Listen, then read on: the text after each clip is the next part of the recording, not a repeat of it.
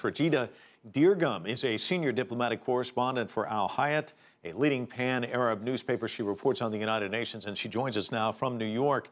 Thanks so much for joining us. So what a difference a year makes. 2016, last year, the refugee crisis, the war in Syria, the big issues, French President Francois Hollande calling on the gathered nations to do everything to implement the historic Paris climate change agreement. Hollande gone, Ban Ki-moon gone, Barack Obama gone, and so too, it appears, the U.S. commitment to the Paris Climate Accord. So what can we expect this year? What will be the major issues to focus on, do you think? Well, it's going to be what the President of the United States, the new President of the United States, new to the UN anyway, what's he bringing here?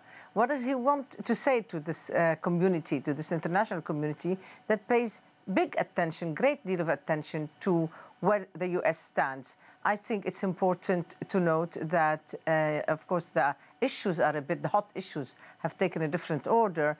Of course, North Korea is right now the big fear, if you will.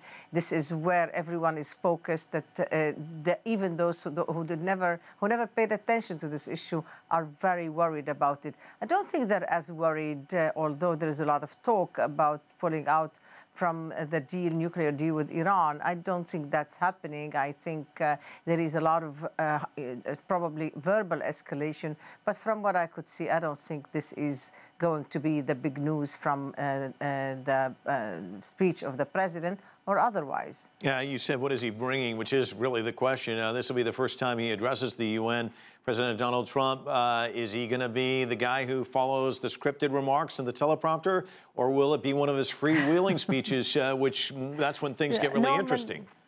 Well, normally, no. Normally, and there is different normalities in this administration, but normally this is the statement of the country. This is the broad lines of the policies of the United States, foreign policy, and also sort of an idea about where is the leadership going. After all, this is the greatest country in the world as far as President Trump is concerned, and as far as the majority of the world is concerned. So people want to pay attention to what is the message. Is it America the isolationist? Is it America the interventionist? I don't think the message is clear, because you hear both messages right now from the administration, and there's a lot of worry about what's going on for the time being. At least, like, let's say in the Middle East, Mr. Trump is looking very much like Mr. Obama, because on Syria, he has not really shifted. On Iran, he's stuck to it so far, although he says you must implement, and once you implement fully, there's no problem. If you don't implement fully, then there may be. So I think people are going to watch the body language of the president to see how much is he committed to working together with the world, or does America being the greatest mean that the rest of the world doesn't matter, that it's an isolationist America? You cover the United Nations on a regular basis. Let's talk about the value of diplomacy in resolving international disputes. In recent years, as you know, the body's been criticized over and over again for not doing enough about a host of issues, Syria being chief among them. Now there's the DPRK issue. Is the UN up to the task? Well, look at Syria. I mean, it's really a shame where the UN stood on Syria. Everybody sat on a genocide, whether it is the big countries of the world, the 5 permanent members of the Security Council, or even the Secretariat. They all sat on a genocide, really, in reality. And now they're speaking about end of impunity, but I don't see much action taking place, ending impunity.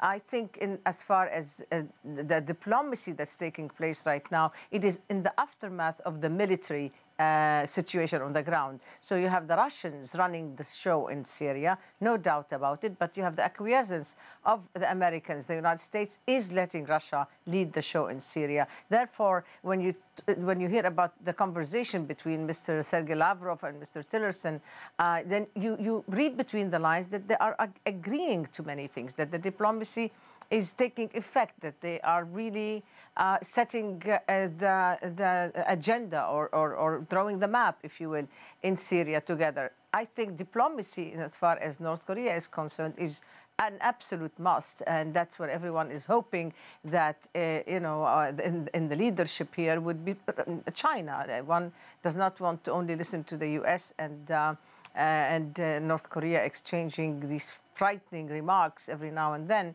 So yes, there is a lot of counting on wise diplomacy, hopefully by China and Russia, and of course, in the final analysis, the two major players here, the United States and North Korea. You see China's role expanding as Trump tries to move away, as you said, America. Yeah. Yes. Yeah. Yes, definitely. China is very well aware of its role at the United Nations in the international arena altogether, because China is doing things that China has not done in the past, whether it's in peacekeeping, interest in peacekeeping, whether it is in being, on the forefront of many issues. China is taking a new sort of role that it has allowed itself to take recently.